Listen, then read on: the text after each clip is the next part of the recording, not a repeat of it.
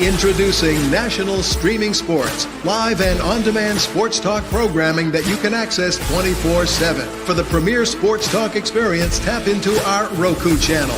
Start your mornings with Mac and Jack covering all the weekend sports action. Then pour a cup and enjoy all the sports you can drink on the Coffee and Sports podcast. At midday, talk sports from east to west on the Coast to Coast podcast. Followed at night by some hot girl talk with Prim and Proper Sports featuring Sonia Pearson. Talk boxing on the Gloved Fist. Yankee fans tune in for Start Spreading the News.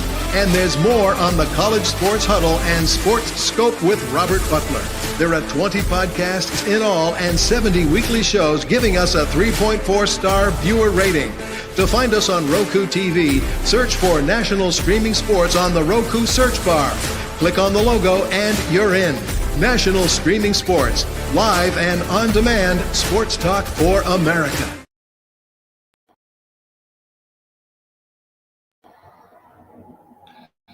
National Streaming Sports is brought to you in part by BetUs.com, designed for true fans.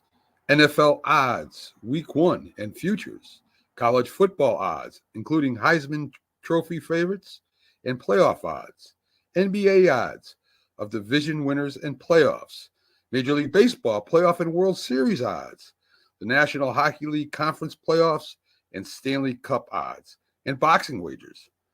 Betting opportunities include versus the spreads and outright winners, also during the game. Use our link on our website, nessp.info, the Bet Us Opportunities webpage, for a 125% bonus on your first 3 deposits. Must be 21 years old, and remember, bet responsibly. Football season is here, and SeatGeek is my go-to for buying tickets. Now, with SeatGeek, every single ticket is backed with their buyer guarantee. We've all had plans change, and when you can't make it to the big game, SeatGeek has you covered. They're the only ticketer that allows you to return your tickets ahead of the event for credit with SeatGeek swaps. So when things come up, I know that my tickets won't go to waste. So what are you waiting for? Download the SeatGeek app to maximize your possibilities and shop live events with confidence.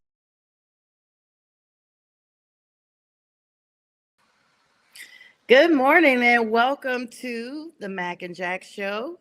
I am Sonia, sitting in for Mac today with my lovely co-host here, Jack Hirsch. Good morning, Jack. How are you? Hey, good morning, Sonia. A great way to start the day. I mean, seeing you, all this energy you have, you look really anxious to get going with this show. This is what's known as a quick start, like a team getting off to a quick start. You know, if this were a basketball game, you would have hit your first 3 shots of the game. Oh, Jack, I absolutely love you for that. Thank you so very much. You look well and happy today. I don't know. I went to bed a little earlier last night and actually woke up at 4 and couldn't go back to sleep. So I'm like, I feel like I hit my sweet spot today. Haven't even had my coffee, but I'm ready to go. And having you right across from me is the blessing of it all. So let's get ready to start. You know, we always greet each other before we come on, but, you know, for the sake of the show, we got to make sure we greet our audience. Everybody, good morning on the Roku app, YouTube, and all the social media platforms. Download the Roku app so that you too can be in the know when we are live. Find us and rate us. 12,615 likes and follows so far. Thank you so much for that. Trying to get that goal of 15,000. And Mac, we miss you. Rest up, continue. Shout out to you and Miss Linda over there, the great production team. You know, Jack, this is the time of year we got to make sure we get these straggled ends together, but there's still some news going on despite, you know, it being a little lag. And there's baseball season. Of course, I'm representing my Braves today. Slow start to that, you know, but you know, everybody's kind of just out there. It's spring. Well, the big story, you mentioned baseball to start off. I think there are 2 big stories. One, it's the start of the Los Angeles Dodgers. They're 6-0. They defending World Series champions. They made additional big off-season moves. And they're like a juggernaut, the Dodgers, and they're as good as advertised. That's the scary part about it. They were labeled by some people as one of the greatest teams of all time going into this season. and they're 6-0 right off the bat. They're And doing they're great. gonna have a phenomenal season. Anything can happen come playoff time. The best of teams can cool off, and anyone can beat anyone really during the playoffs, even though it's going to be unlikely in the Dodger case that they could lose to a so-so team in the playoffs. So that's a big story, 6-0. The Dodgers are beyond stacked. The second story is this thing with the torpedo bats. Because the Yankees hit a bunch of home runs over the first 3 games. People are getting all hype. Oh, it's a torpedo bats. Look at this and that.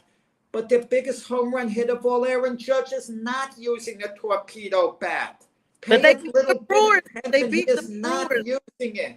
Yes, but they ran that score up on the Brewers. 20-9 is insane, Jack. And so that's when people started noticing that they were playing with these different bats. But you're right. Your main hitter is using the regular bat. And let's be clear, these bats are not illegal. The only thing they're doing is adjusting the grip closer to the label, and they're still legal, you know. Yeah, I mean, they're moving. It's like they're moving the weight from one part of the bat to the other, but it's different. It's got to be some type of advantage. But you want to know something? Any hitter in any team can use those type bats now if they want. Absolutely. But just the way they're shaped, it's kind of really like unusual. But Yeah, torpedo. listen, people like offense. They like the long ball. If it's helping a little, so be it. The pitchers won't like it, and I'm not that sure how much it's really helping in that sense. Because, like I mentioned, Aaron Judge hits 3 home runs that game. The 20-9 game, but he wasn't using the torpedo bats. So maybe we're making a little too much out of it because it's an unusual thing. And Yes. conspiracy theories, to this, to that. I mean, when they ran up that score 20-9, that's when everybody was like, that's when everybody started noticing it. They were like, wait a minute, what's going on here? And let me clear up just a little bit. The Padres are 6-0, but the Dodgers are now 7-0. So the only reason why the Dodgers are a little ahead is because they started their season overseas a week before everybody, well, a day or two before everybody else did. But that National League West is stacked with talent, and even the Giants are just right behind them with 1 loss themselves. This is going to be a very busy, very competitive season as we start. And in fact, the National League West is one of the best divisions out of everybody because everyone else is kind of like 4-2, what have you. In the American League, we don't have any undefeated teams right now. Everybody's at least lost 1 game, Jack. So I wouldn't get overly excited about the Padres. They might have a good team this year. They might have a playoff caliber team, but they're not going to be close to the Dodgers by the end of the year. Yeah. We're talking about going into the last 2 weeks of the season. I don't think we're going to see the Padres, like 1 game behind the Dodgers. I don't think it's going to be that close. I think a big story in reverse in baseball as far as the team goes also is going to be the Atlanta Braves. They haven't won a game yet. They're 0-6. Yep. And the Braves were one of, the favorites. I guess a consensus favorite to win the NL East. I didn't pick them to win it. I picked the Mets to win it, and I picked the Phillies actually second and the Braves third. I thought the Braves would have a bit of a down year, but they're 0-6. They lost a couple of key players and a couple of key players out, like Max Fried, for example, went to the Yankees, and they, Ronald Acuna, they're waiting on him to come back, but 0-6. It's early yet. Last year, the Houston Astros got off to a dreadful start. It took them a little while to win a game, and they, made the playoffs. So really, it's not time to panic in any way, shape, or form. But when you're 0-6 to start the year, it's a little disturbing. Yeah, it's disturbing. And as a Braves fan, we watch every game, even though it's a long season, 160 some games, now we're down to the 150 some left. You don't want to see that. But I'm going to be honest with you, Jack. I feel like after the World Series, the Braves started trading around key players, Freddie Freeman, Pearl, I call him Pearl Boy, him, Soler. So many, matter of fact, I have on my Soler shirt now. so many players, key players were moved around. And so now, you know, Soler, even I think, you know, he tried to come back or something, but it's just not the same. Acuna, he did really good last year, big star for us, but just not enough. And I'm gonna tell you, in my opinion, Freddie Freeman kind of was the major piece that shifted everything, the whole dynamics for the whole team. That's just my opinion. No, I don't know about that, Sonia. They've made the playoffs. They were in the playoffs last year. And the guy that they replaced Freddie Freeman with, Matt Olson, is a heck of a first baseman. So I really don't think they lost any real production at that position.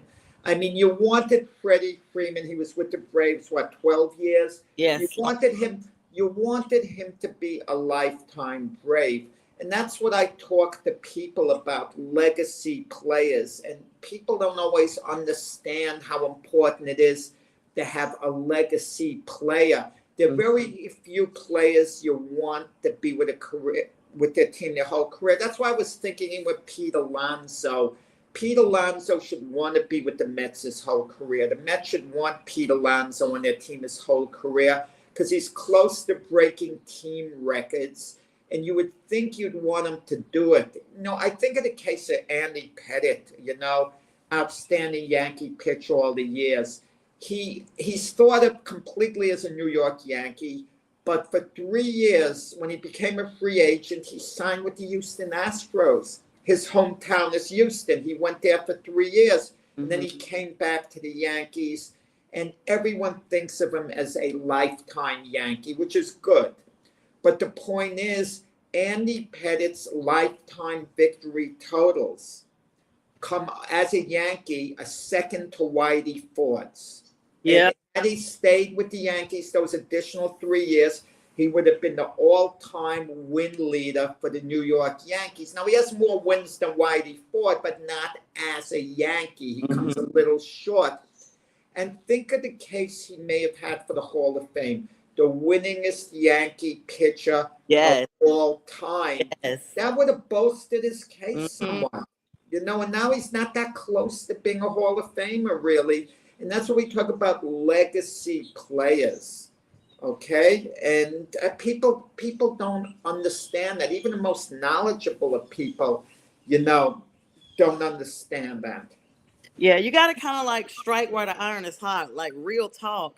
Like you said, it's so easy to be in that position to be like, okay, I'm sure this person is Hall of Famer quality, blah, blah, blah. It doesn't take but like either an injury or another player to come out of nowhere that's more competitive. You know, these farm leagues, they have a lot of talent that those players are just waiting to be moved up to the regular roster. And sometimes they outperform the players that we've already been seeing for years. Oh, you know, we talk about legacy players. So let me give you one. You mentioned Freddie Freeman before, but just quickly, I think with Freddie Freeman, there was a little bit of a miscommunication with the Brave organization, with his agents. Yeah, his agent can only play hardball to an extent. You can't be so demanding of the team. Okay, we expect this or that, or we're going to go elsewhere. Even though it's a negotiating thing, the team at that moment might say, okay, we're making a U-turn. We're looking elsewhere. You know, and the player doesn't really want to leave, but the negotiation gets a little out of hand. And Freddie Freeman fired his agent, you know, after that. After that, right. But you want to know something? That was the best thing for Freddie Freeman's career to wind up being a Dodger. You don't like hearing that, and I'm going to tell you why. It happens with certain athletes. I see it happen a lot of times when they go to another team, rather than be with one team their whole career. It's actually very good for their legacy. Peyton Manning, had he stayed with the Indianapolis Colts, he never gets the second Super Bowl. Never. Yep. Tom Brady, had he stayed with New England, he has virtually no prayer of getting a seventh Super Bowl, the additional Super Bowl. And don't listen to nonsense. Well, maybe he may have gotten it. No way Brady gets it. He has virtually no chance at all. but he gets it with Tampa Bay. LeBron James, had he decided, I'm going to be a Cleveland Cavalier my whole career, you know how many championships he'd have right now, LeBron? 0 in all probability. Because they never would have been in a position to draft Kyrie Irving. They never grab talent. Right. They would have gotten minimum talent. They would have made the finals maybe 1 or 2 more times, but he would have had no championships. He would have been with the Cavaliers. We would have had to continue to hear this nonsense from people like Stephen A. Well, he has no championships, like a guy who elevates his team and he takes them further than anyone ever can. Mm-hmm. And then he loses, and his team loses at the end because he could only take them so far. Stephen A. Would hold it against LeBron. That's what it was. The Stephen A. LeBron thing is all over social media. Yes. Did you see that wrestling thing, the tag team? No, I didn't see that part. But this whole thing is bizarre, Jack. What happened with the wrestling thing? Well, let me say, they had a cartoon type thing, a tag team match. Stephen A. and Skip Bayless against LeBron and Shannon Sharp. What I don't understand is this. Maybe you could fill me in. Shannon Sharp does First Take with Stephen A. Yes. Supposedly, it seems like they have a very good relationship because Stephen A. is the one that went out to recruit Shannon Sharp.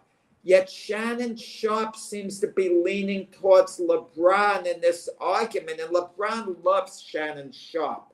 He said before this he'll always roll with Shannon no matter what. Now, and the idea that they're having a tag team match, and Skip Bayless defended Stephen A. over this whole thing. They had been having a dispute before. So what the heck is going on?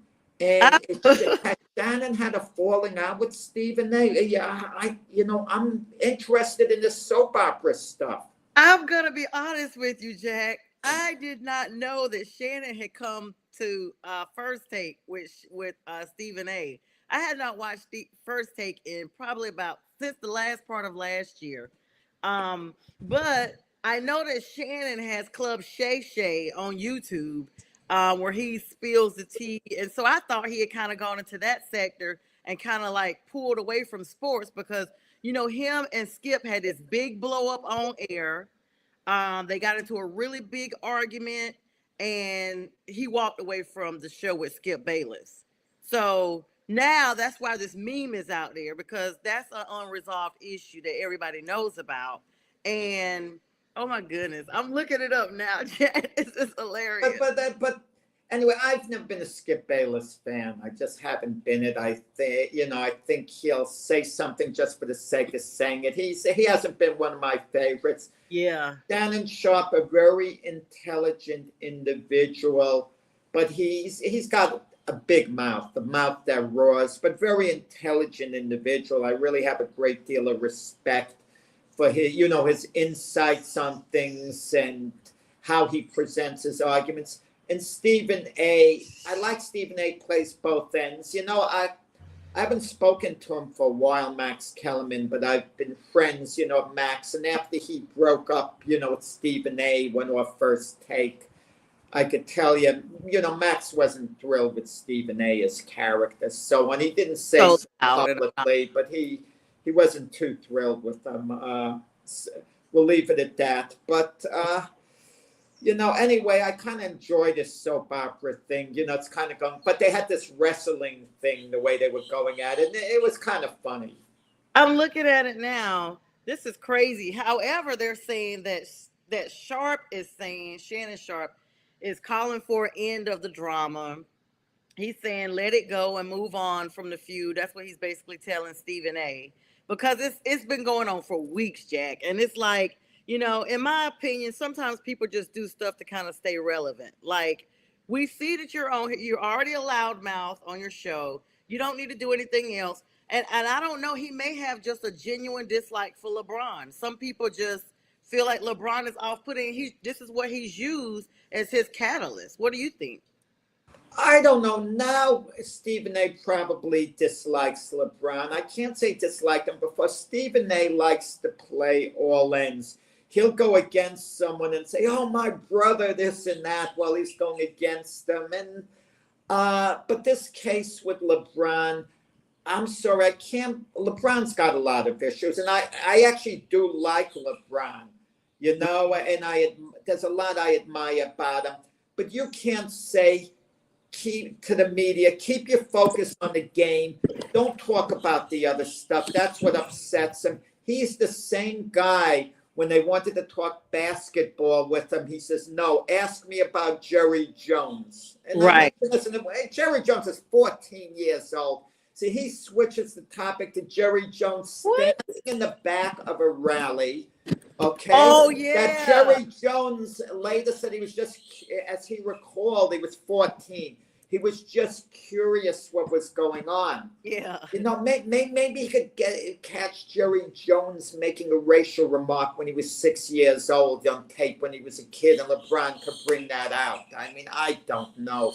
But LeBron puts the focus on, you know, a Brittany Griner saying when she was, you know, imprisoned, why would she even want to come back here? Yeah, I thought that was crazy. States? How outrageous was that? I thought that was crazy. Like, and he got away with it because the people in charge of LeBron's marketing, career advisors, had him come out with a statement the next day where LeBron said, "This beautiful country." That was one of LeBron's words. Let me tell you, LeBron is always drama as far as entertainment and stuff outside of the NBA. He never knows what he's talking about. There was a couple of rappers, or one rapper, I should say, that passed away a few years ago. And LeBron went on social media and was like, "Oh, rest in peace. I'm going to really miss you. I've been playing you for like, I think he said like 10 years, you know, when I was back in Cleveland." He made this whole long thing. And people were like, this rapper wasn't even out then. What are you talking about, LeBron? Well, He does it. No, listen, I think LeBron's a smart individual. And All I right, think he's a good person on top of it. He does a lot of charitable deeds. He's sensitive to other people. I really think he's a good guy in that sense. Listen, if this is the test I give. If I had to drive cross country from New York to California and someone had to be driving along with me, keeping me company, I asked myself how I would get along with them, how much I would enjoy their company. I think I'd enjoy LeBron's company a heck of a lot, talking sports, other things. I really do. And I don't feel that way about everyone. I think of certain athletes, like a John McEnroe. I don't think I'd enjoy his company. Oh, my God. He'd probably be trying to go off on you every quick. No, we might have some moments, you know, okay, but I don't think it would be the most fun time necessarily. But, you know, and with Shannon Sharpe, getting back to him, he's the same guy. And credit to Shannon for this. When LeBron joined his son's team, like the layup line, when his son's team was playing just for fun, Shannon Sharpe did call him out and say, "LeBron, you're a parent. You shouldn't be going on the layup line. We know you're the great LeBron James, and the kids might get a thrill out of it, but you're a parent." And I'm sure LeBron took that the right way, saying, "You know, Shannon, you're right. I see where you're coming from." If Stephen A. said the same thing, LeBron would have gone off on him. But, you know, it's what it is with that. But listen, Stephen A. has a bigger platform than LeBron, so he can always get in more shots at LeBron than LeBron can at him because he has more of a platform in that sense. But Stephen A. is going to come off as being more of the villain normally because the way LeBron could respond is with a 30-point, 12 rebound, 10 assist game. And LeBron's going to look good and be loved for that. And that'll make Stephen A. actually look bad. Yeah. And speaking of, us transitioning into the NBA, Nikola Jokic, we always talk about that trade. He sets an NBA record for 61-point triple-double. No, you're talking about the Luka. You're talking about the Luka trade. Jokic.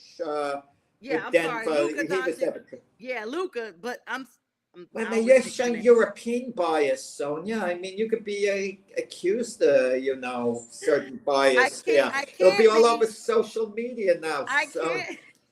I can't be because my mom is actually European. So I'm gonna play yeah, that card and okay. be like, we're all. They might be my cousins. I don't know. Well, Nicola. So yeah, Nicola Jokic. Sorry, you're right. I got them mixed up. Sets the NBA record for 61-point triple double, but the Nuggets do lose on the Russell Westbrook gaff. Did you get a chance to check that game out, Jack? Well, yeah, well, when you have that type of effort that Jokic had and you lost, it's kind of a little disappointing there. It's interesting just linking what LeBron said a moment ago to what you're saying right now. When he said Giannis scored 250 points, they weren't as athletic, as the guys today. Jokic and Luka, they're not exactly the most athletic guys compared to the elite NBA players, the other ones, a lot Right. of other NBA players, I should say. They're not the most athletic guys. And yet, look what those two are doing. They're arguably the two top players in the game. I'm not saying they are because you got Steph Curry, of course, and maybe you could point to one or two others. But, he's amazing, Jokic there with Denver. And I know OKC is favored right now to come out of the West, but I get the feeling when all is said and done, I mean, Denver might be the toughest team to beat there. Yeah, I think so too. What are your thoughts on Jimmy Butler? I mean, for him to be, you brought up Steph Curry being one of the elite, with him to be there with Draymond Green, I mean, do the Warriors stand a chance of kind of trying to reignite and be competitive as well out there in the West? They do, but the West is so tough. And you look at the seeding. Ultimately, if the Warriors advance in the playoffs, they're probably going to have to meet OKC. Yeah. It's going to get by them. And the way the seeding is set up at the moment, only at the moment, it could change possibly. Houston would play Denver, and Denver can certainly beat Houston, okay? And so Denver avoids OKC till the finals, but it's possible, yeah, that Golden State could upset OKC, but then they'd have to upset Denver as well. In all likelihood, nothing's definite because a team could, kind of catch fire and advance, like Dallas did last year. They weren't able to go to the finals. Maybe a team like the Timberwolves puts it together. I'm just throwing names out there. Anthony Edwards goes crazy, and who knows. Speaking of, I want to talk about the Nuggets for a second, but I do want to plug in this little drama moment because you brought up Anthony Edwards. It's been out there. It's true. Anthony Edwards has like a couple of different kids' moms, and he's a young kid, but he has different kids with different moms. So there was this one girl that was 39 years old. 39 years old. She gets pregnant. She texts him and tells him, and he's like, I want you to just have an abortion. I don't want any kids with you. Well, she goes through with it anyway and has the baby. And then, of course, now she's looking for child support. They did a DNA and everything. The courts. She moved from Georgia because he's from Georgia. She moved from Georgia to California.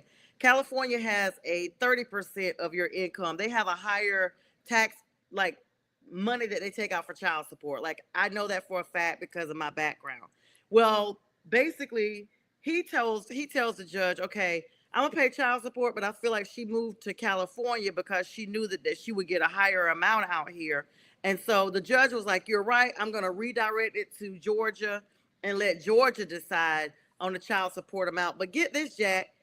He said, I don't want to have anything to do with this kid. I don't want to see you. I don't want to see the kid. And I want to pay my child support in one lump sum up front for all 18 years so that I don't ever have to deal with you ever again. And so people are biased on this because some people are like, well, it takes two to tango. He told her he didn't want a kid, but, you should have done precautions.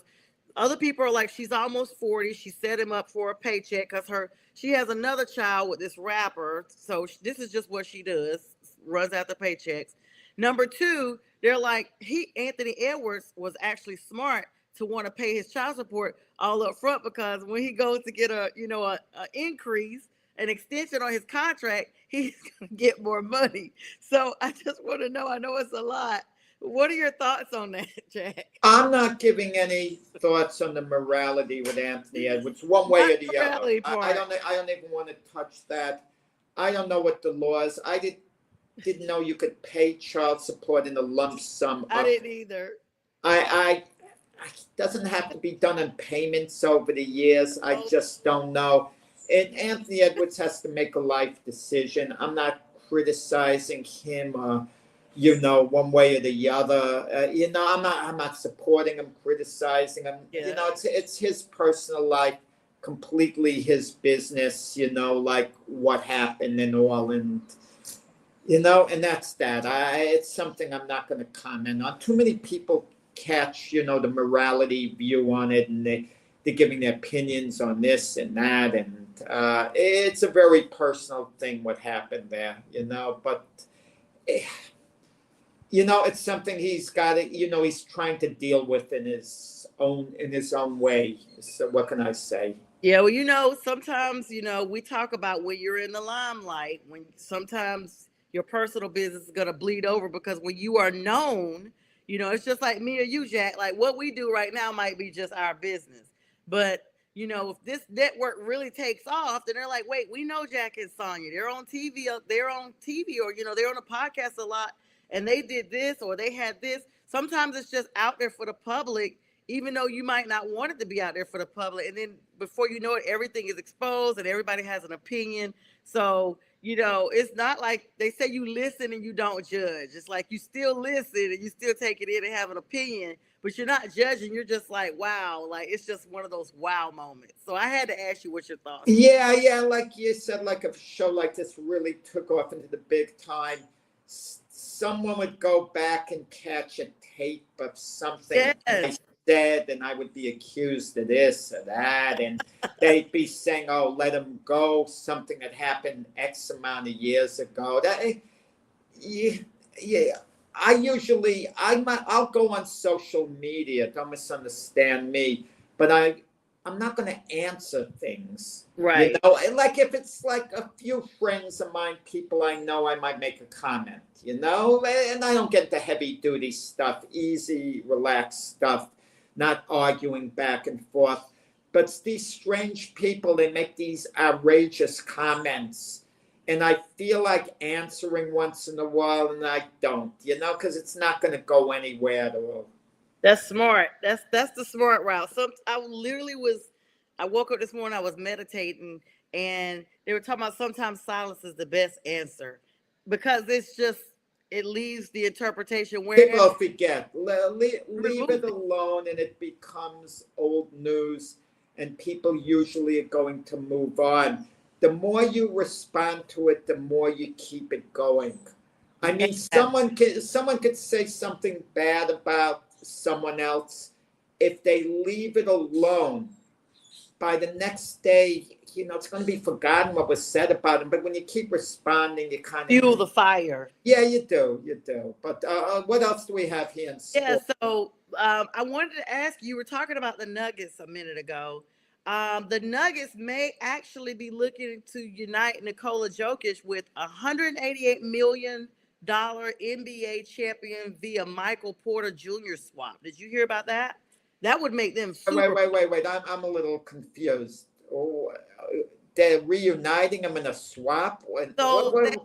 So basically, the Nuggets have done really good because, Jokic, 3-time NBA MVP, but he's continued to have good expectations. But they're talking about basically bringing in, Michael Porter Jr. by bringing in Jamal Murray in Denver, while Indiana would receive the Nuggets' sensational shot maker Michael Porter Jr. and forward Zeke Najaji. No trades are being made at this point. Not yet, but the general manager is hypothesized, talking about this, contacting the Pacers to propose a blockbuster deal.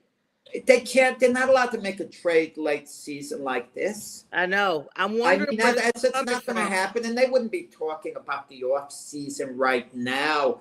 I mean, it would only upset players whose names, linked to the rumors. Mm-hmm. Yeah, I'm looking at it now.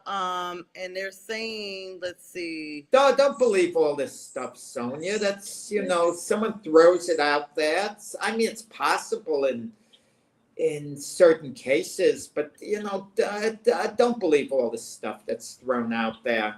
I mean, a Well, lot of this stuff doesn't make sense yet. People like it doesn't, and that's why I was like, let me ask Jack about this because I was like, what is? And I knew not the at this trade was point. over. They're getting I'm like, ready.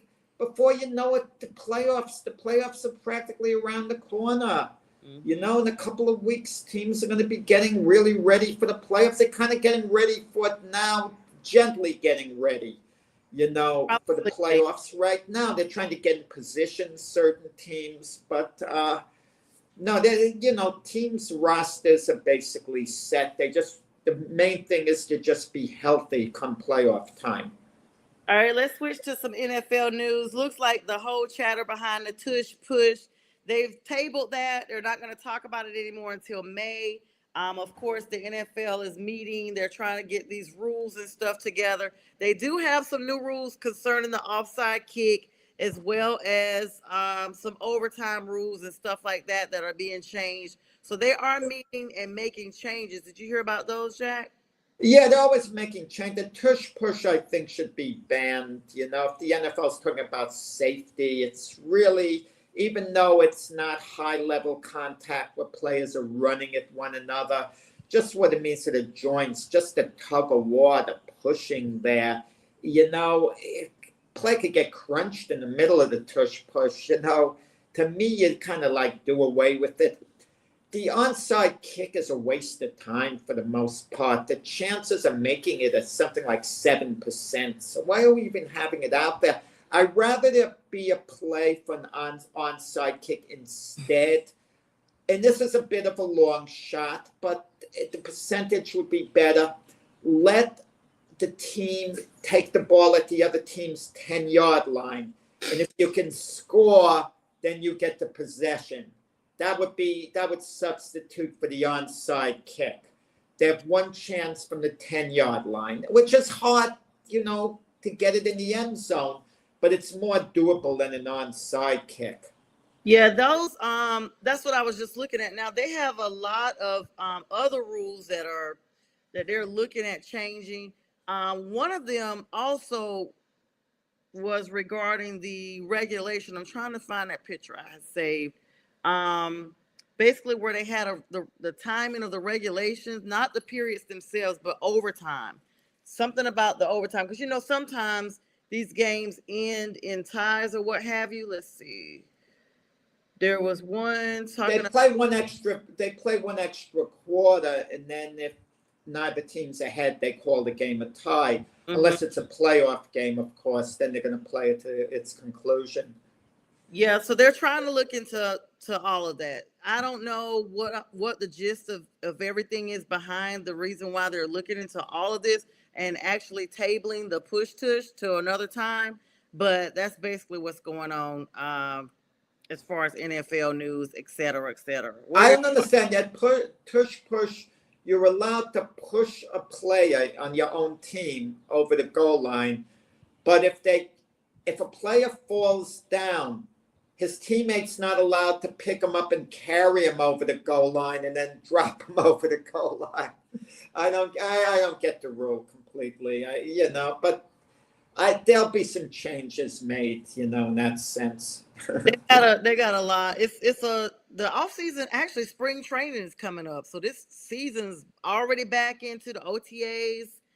The draft right after the draft, which we are now in the month of April. This is our first April episode. So the draft is like 3 weeks and some change away. I don't know. Do you still keep your? Oh yeah. I'm into the draft heavily. You get tired of it after a while and take a step back. No, do you still and then you on Shedeur? Do you still keep your? That's the big story of the draft. I mean, I'm listening to all these analysts, okay, and they really I don't want to say they don't know what they're talking about, but they're not talking in reality. They're talking about what should be, they think, as opposed to what's going to be. I mean, if Shedeur Sanders doesn't go number 2 to Cleveland, and I don't think he will, he's falling to number 9 to New Orleans. It's that simple. I don't want to hear this, oh, the Giants are going to take him. And then J Train, who's a smart guy. We love J Train.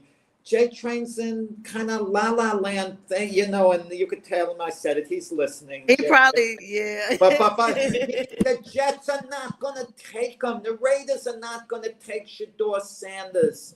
They're committed to Geno Smith and Justin Fields, respectively. He's falling to his number 9 to the New Orleans Saints, and there's a chance the Saints might go with Jackson Dart over Shedeur Sanders. I don't know what the Saints are thinking, but that's Shedeur Sanders' destination, where he's going to, in all probability, be falling to, unless Cleveland does have a change of heart and takes him at number 2. They were turned off by Shedeur early in the process because he was very indifferent during the interviews with Cleveland and this and that. Because, between him and Dion, they wanted to pick and choose their team. Mm-hmm. Now they're seeing Shedeur might not be going to the Giants, and they don't want him to fall. So now he's, even Dion's saying, oh, if he goes to Cleveland, that would be great. Yeah, he dialed it back. Dion came back. He dialed it back. Tried to have some type of great, gratitude, because that's why Shedeur was falling, because he was coming in like he's already been there, and kind of like, you guys owe me, and no sense of gratitude whatsoever. And so now, Well, I'm going to tell you, Sonia, if Shedeur Sanders, isn't taken by the New Orleans Saints at number 9, he's falling towards the back of the first round, and he's going to go to the LA Rams at that point. Oh my God! He's going to be the. But the thing about it for Shedeur Sanders, falling in the draft is going to bruise his ego. It's going to upset him. The teams that bypassed on him, he's going to feel insulted. Dion's going to be furious about it. But it could be a great thing for him in the long run. Because if you go to the Rams, Matthew Stafford, how long does he have left as their starter? Shedeur would be their quarterback of the future. And it would be a great place to play LA for him. Yeah, I never even thought about him going to the Rams. I mean, I don't think he falls past 10. I don't think he falls past 5, to be honest with you. But I don't know. No, who's going to take him? Wait. 5. Who is going to take him? I mean, Cleveland might at this point, because all they have is Kenny Pickett. That's realistic. The Browns could take him at 2nd, but if they don't, and indications are they're not. I'm gonna play devil's advocate for a minute, Jack, and I'm going to really ignite you on this next one. Something just popped in my mind. The Panthers pick at number 8. What if we pick Shedeur to back up Bryce? They don't. That's Sonia. Come on, you're wasting a draft pick. You don't. Bryce Young is your quarterback of the future. We're not picking. We're predicted to pick a defensive end. They're not picking. The Panthers are no way they're picking Shedeur Sanders. No possible way. They would the only way they would actually pick him, and this would be a long shot, is if they were going to trade him immediately out of draft capital, but it doesn't work that way. It doesn't work that way. The Saints go at number 9. Listen to this. If a team picking in the back end of the draft wants Shedeur Sanders bad enough, they trade up with Carolina at number 8 so they could get Shedeur and they can beat the New Orleans Saints to him. Okay, I wouldn't be surprised or maybe necessarily shocked if when New Orleans at number 9, they might make a gentle deal with the Panthers, swap the 8 and 9 picks, and maybe give the Panthers like a fourth rounder to just, flip-flop one spot. It happened with the Jets last year. Yeah. They got an extra third rounder with the Vikings to, move one spot because the Vikings, didn't want to risk another team trading with the Jets for J.J. McCarthy. Yeah, speaking of J.J. McCarthy, so Pags came on the show on Sunday, and he told us that, Aaron Rodgers is always running on Pat McAfee's show. He said that because, everybody's been waiting to see where Aaron Rodgers goes. And the Vikings, they said they're stuck with J.J. McCarthy, that they're not going to pick Aaron Rodgers. He seems to think that Rodgers and the Steelers have already worked out a deal, but they're not going to announce it until April the 9th, which is the day that they're supposed to do some big announcement on the Pat McAfee show. I don't know. Pax has these theories. If Aaron Rodgers might be waiting to see what the Steelers do in the draft. I mean, we don't know. The Steelers might draft one of, the young quarterbacks. Who knows? But the starting Steeler quarterback position is there for Aaron Rodgers if he wants it. I think it's obvious listening to Mike Tomlin. He met with Aaron Rodgers. He said they got along great, but Aaron is going to make the decision on his timeline. The Steelers, he kind of has them over barrel. What are the Steelers' options at this point? They could go with Mason Rudolph, who Mike Tomlin is obviously very familiar with, and they might have some success with Mason Rudolph. But Mason Rudolph doesn't have a lot of upside. No. Let's be honest about it. He's a very nice backup. You can win some games with him, but he's not going to take it to the next level. Rodgers, might be able to, even though at this point in time, there's some serious doubts about that. But so the Steelers are waiting on Rodgers, and Tomlin is kind of waiting it out. What are his other options beside Rudolph in free agency? Carson Wentz. They'd rather wait, on Rodgers in that regard. And with the Vikings, Rodgers might want to go there, but he also doesn't want to look over his shoulder. No, J.J. McCarthy's the guy that the Vikings are grooming. I personally don't think J.J. McCarthy is that good. Yeah, I think just me. I don't think he's that good. I mean, I think he could be perhaps a decent quarterback, but I don't see him as being a game changer for the Vikings. I mean, we haven't even seen him. He came in his first season. He was already injured. I think Harbaugh bumped him up by hyping him up to even go in the first round as high as he did, because he wasn't even predicted to go above in the top 10. We haven't seen what McCarthy really looks like playing.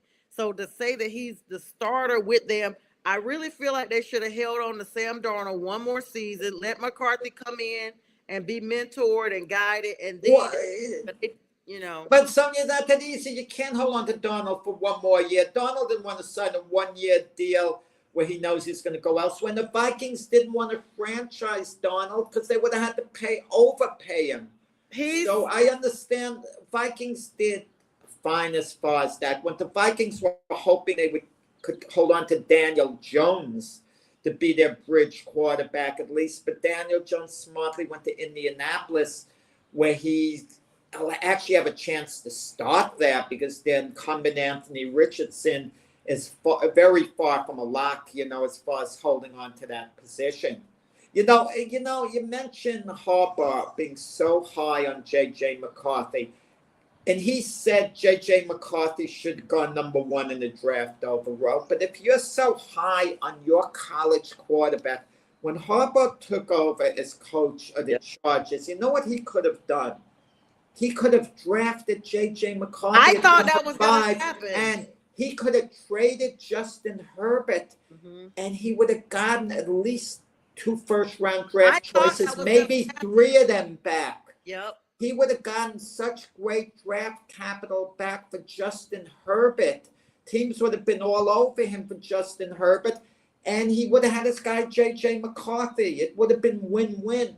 But apparently, he's not as sold on J.J. McCarthy, Harbaugh, as he makes it out to be. That doesn't mean he doesn't have a lot of faith in J.J. McCarthy. but he doesn't feel he's this super quarterback because, he's sticking with Justin Herbert over his college guy. Yeah, I really thought that's exactly what you said. I thought that's exactly what was going to happen. So I was so surprised when I didn't see that move occur. I can't remember the exact timeline of who got where first. I don't remember if he was, well, no, he was named coach before the draft. Yeah, before the draft. Yeah, and they picked Yeah. Joe Alton, offensive lineman, the Chargers with the 5th overall pick. A very excellent selection they got. But the point is, what they could have done, they could have drafted, well, at number 5, he could have taken J.J. McCarthy with the 5th overall pick in the draft. It's he would have had McCarthy, and think of all the draft picks he could have gotten for Justin Herbert. Teams that wanted a franchise quarterback to get Justin Herbert, you know what they would have given up for him? Yeah, a lot. And speaking of, you're right. So I was wrong. I was just looking up the Sam Darnold contract. He got 3 years, $100,500,000 with the Seahawks, including $32 million signing bonus, 52.5 guaranteed. So yeah. Well, $55 million guaranteed. Worst case scenario for Seattle, if Darnold's terrible, he gets the 1 year guaranteed $55 million. Seattle takes a hit, but they can live with that. Okay? And Darnold wasn't paid like one of the highest quarterbacks in the league, but he got, like a Baker Mayfield type contract with Tampa Bay. And Minnesota didn't want to give him that, because, they are counting on J.J. McCarthy to be the guy. What would have been interesting, Sonia, if the Vikings didn't play so poorly, Sam Darnold, the last 2 games of the regular season, the playoffs and the last game of the regular season, what would have been with Darnold? Can you imagine had the Vikings won the Super Bowl instead of the Eagles and Darnold played well? Then they would have moved on from J.J. McCarthy because they couldn't. But they never gave him a chance to play. Would they have really moved on from him? He's never played. Well, no, they moved on from Darnold because, Darnold did look terrible in the last couple of games. If the Vikings had won, but if the Vikings won, they would extend it. Darnold is what you're saying, and they would have just traded McCarthy. Yeah, absolutely at that point. But you never know. Look, the Super Bowl, Patrick Mahomes is dreadful. We can make all the excuses we want about the offensive line. His offensive line was terrible, this and that. Patrick Mahomes himself was really bad in that game. And Patrick Mahomes is obviously one of the greatest quarterbacks of all time. But if we didn't know Patrick Mahomes' background, if he didn't have the pedigree he had, and the Chiefs had to make a decision, can he take us to the next level? Who knows what they'd be thinking about Patrick Mahomes, based on that Super Bowl performance. That's definitely true. And speaking of Patrick Mahomes and all those close first down calls, starting next season, there will not be any more chain crew out there measuring to see if people got first downs. The NFL has elected to go with technology to measure whether or not a team has actually accomplished the first down. In conjunction with that, Roger Goodell is still looking into a 18-season game. He's looking at the health and longevity of players with 2 preseason games and the rest of the season kicking off in September. Jack, what are your thoughts on that? Yeah, they're looking to improve the game in every way, shape, or form. You can do only so much as far as the safety goes. The hits that the players take, right, long term, it's certain sports, football, boxing, it has long-term effects on the players. You just look at where they wind up late in life, but they don't think of it at the time. Like Herm Edwards said, no one really thinks about the back end of things. No, just living in the moment. And you see players, unfortunately, CTE is just the beginning of it. Not just that. We talked to Bo Crouch a lot, who used to play ball professionally. He talks about, the aches and pains that he has, and he's a young guy, So, you just imagine, being hit and hit and hit and hit, and in every position that you play on the field, your body is just not created to take a consistent beating like that. No, when you even think of a Travis Kelce, wants to come back, play one more year. But is it worth the price? Now, can he come back and perform next season?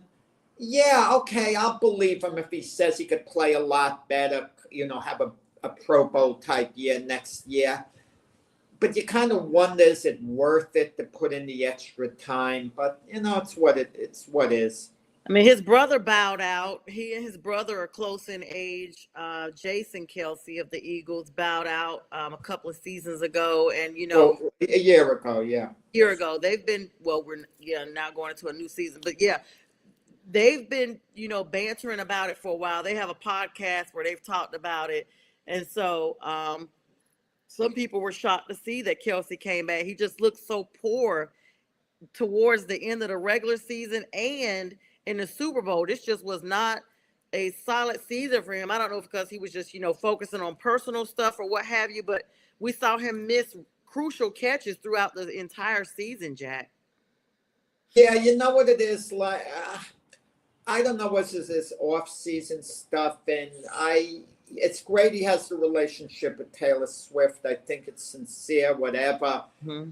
But it's a tough life when you got to travel to places like Australia, right. Go with her because you're not working out. You're in long plane ride, you're in a hotel, you try to hit the gym, but you're not working out with the same intensity. Yeah. If you're a world-class athlete, you got to really stay close to home, close to your training base, and live the life the whole time to be at your best. Yeah, that's I never even thought about that, Jack, because you're right. If you are, it's almost like you're on vacation because you really are. You really are. And by the way, Jason, his brother, just had a newborn baby, so congratulations to him. His newborn baby's name is Finley, very cute name. I was just looking to see about the contract that he has, because for them to bring him back, basically, he got 2 years contract now with the Chiefs, $342.5 guaranteed contract with $170 million guaranteed, just for 2 years though, Jack. I mean, does he stay the full 2 years? Oh, I don't know. They'll work the deal out. Travis Kelce's an iconic Chief, so they're not going to do anything to insult him, the Chiefs. And Travis Kelce also will want to fit things in within the cap because, he's obviously a team-oriented guy first and foremost. He's the biggest leader on the Kansas City Chiefs, I think, all in all. I mean, Patrick Mahomes is a good leader, but I think Travis Kelce's kind of the ultimate leader there. Yeah, he's been there 12 years. I didn't realize it had been that long time in the league, and all with the Chiefs. So he's going to be a free agent in 2026. So I think that 2 years. He's not going. Travis Kelce probably one more year, and then he's going to retire. That would be my feeling. That's what I thought too, Jack. All right, I think that's all. We covered the most of the news today, Jack. It's always a pleasure sitting across from you. I'm sure we'll be back on Friday morning to tell the people what they're here to hear. We'll be talking a little bit of March Madness, who got eliminated, what have you. Some teams have already been. Well, Keith Engel will have our Final Four predictions. Yes, he will. And my Duke guys are still in it. Jack, you have a great day. We thank everyone for tuning in today, for all the likes, love, shares, good morning, and the comments. And we will see you all this evening at 6 p.m. for the midweek show, 9 p.m. Prim and Proper. Keith Engel at 8:30 with his Stream of Consciousness, TGI Sports, and Robert Butler, Bo Crouch, a whole bunch of shows throughout today. Stay tuned on the Roku Network so you too can watch when we're live. This is National Streaming Sports. Good morning.